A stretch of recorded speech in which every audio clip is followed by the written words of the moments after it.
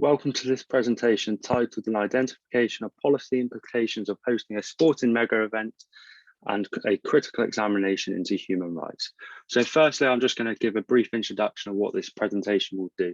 So firstly, it will introduce what mega events are, the Sustainable Development Goals and the policy implications surrounding them, before identifying the human rights related issues with sporting mega events and using case studies to demonstrate these, and then the relevant policies and policies to prevent human rights abuses, before concluding with summarizing the key points. So firstly, sporting mega events are events which are occurring in a specific location with a restricted timing, distinguishable personnel, sizable media following, and mega events are often overloaded with excitement and entertainment, as well as being discontinuous, out of the ordinary, and simply big. From this definition, Horn and Mazarita 2006 identifies 7 characteristics of SMEs, including dramatic in character, of international significance, and also significant consequence for the host country and cities. Now moving on to some of the benefits and costs associated with SMEs.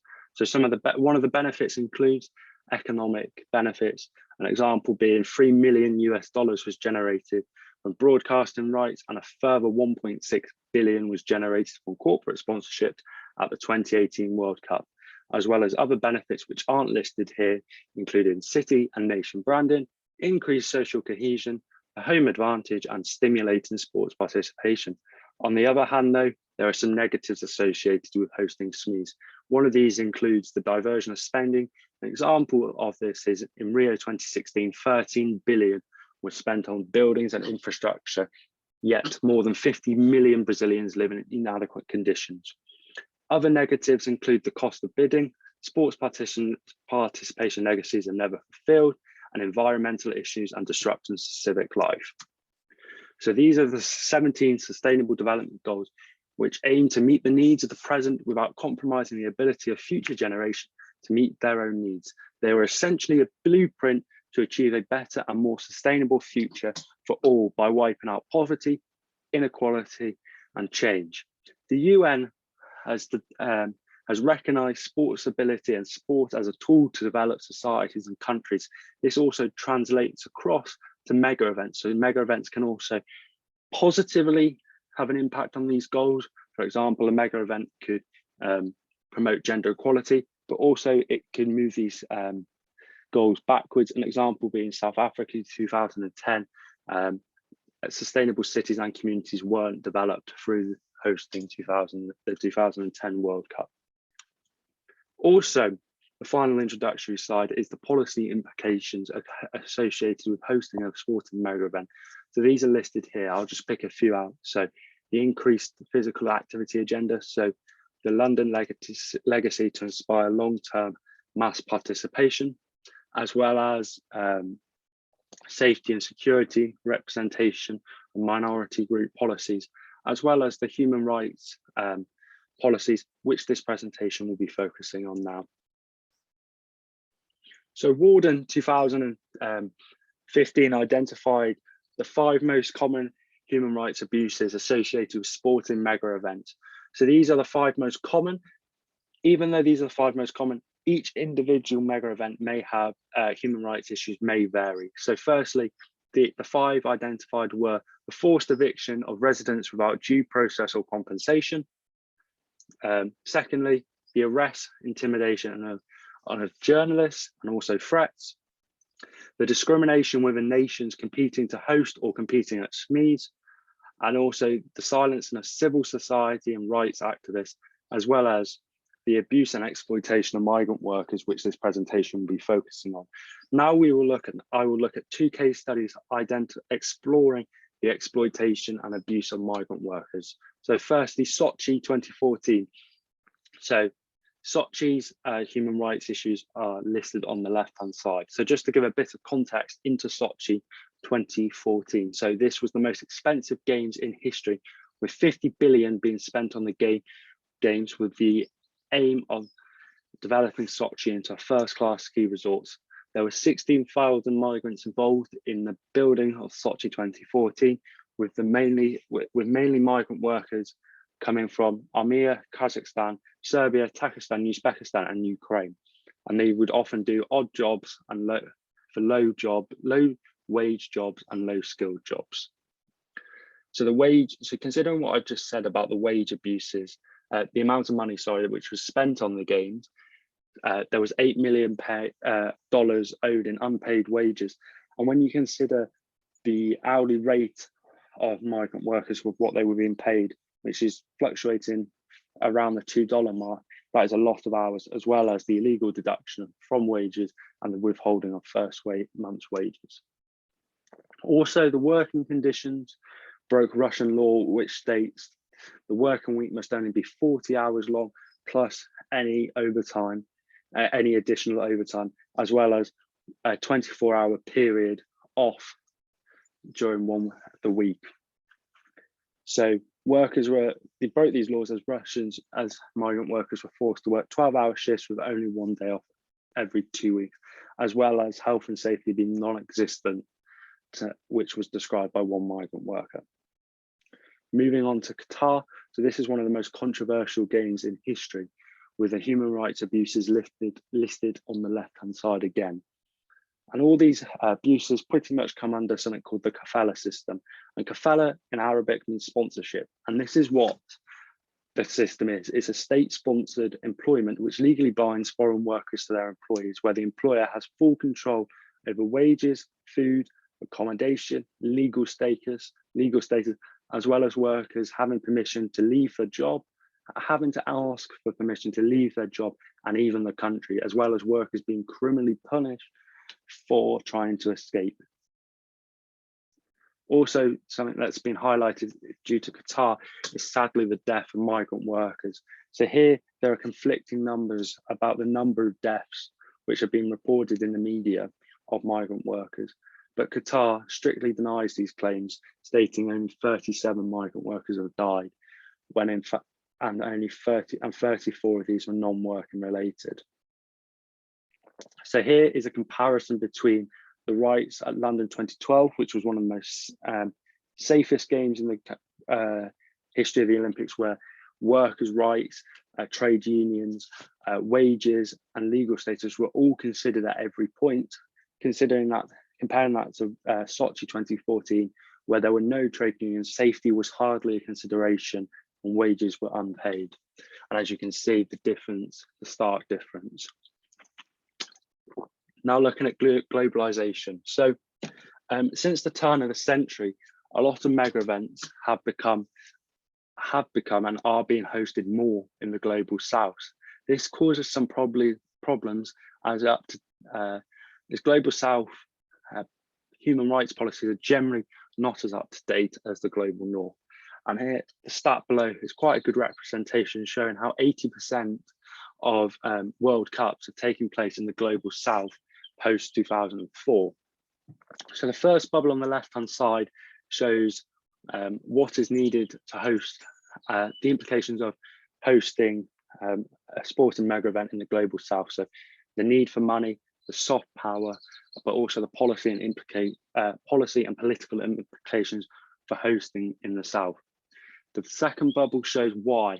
And in short, the short answer is to promote the country or the city where the event is taking place. The best example of this, I think, in my opinion, would be Qatar 2022.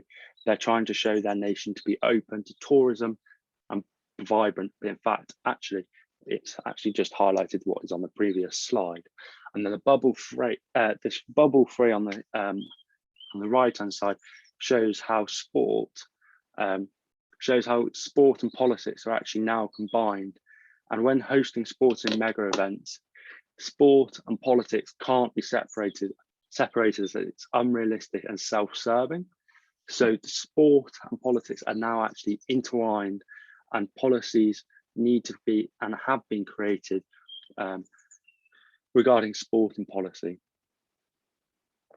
So here we have FIFA's 4-pillar approach to human rights. So it's based on the United Nations Guideline Principles of Business, human rights framework. So the framework outlines the human rights responsibilities of the international sports entities such as FIFA.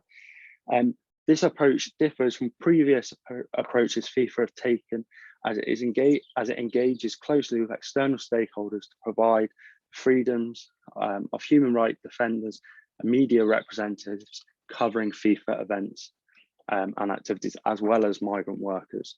So it's breaking into 4 pillars with 2 sub-pillars.